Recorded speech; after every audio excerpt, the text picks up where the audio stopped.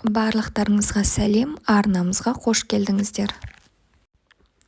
Өзіміз қандай қарым-қатынасты қаласақ, достарымызға да дәл сондай қарым-қатынаста болайық.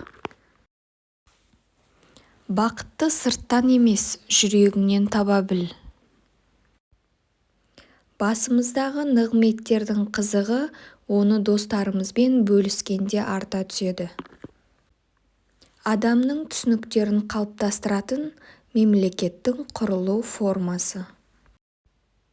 Адамның басы бәлеге ұрынған кездегі ең жақсы қамал адал достар. Ақыл тек білімде ғана емес, білімді іс жүзінде қолдана білуде.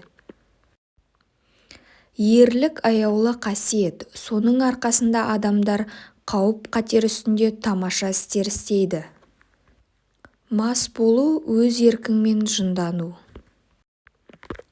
Ғылымда ілгері ұмтылғанмен адамгершілігі ақсап жатса, ондай адамның алға басуынан гөрі кері кетуі тезірек. Таңсәріде оянған дұрыс, себебі бұл әдет мықты денсаулыққа, байлық пен даналыққа жетелейді.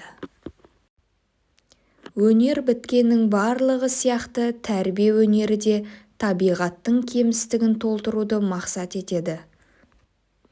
Достық өмір үшін ең қажетті нәрсе, өйткені ешкім ешқашанда барлық басқа игілікке ие бола тұрса да, дос жарансыз өмірді қаламақ емес.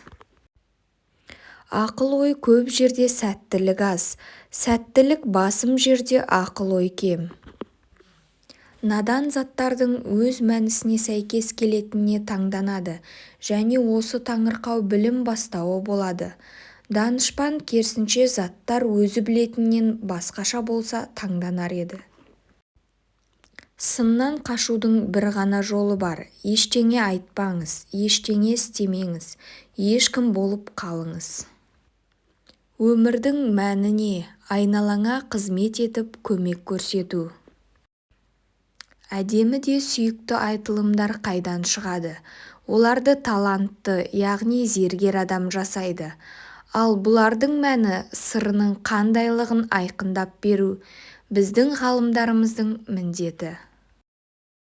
Бізбен болғандарыңызға рахмет, арнамызға жазылуды ұмытпаңыздар.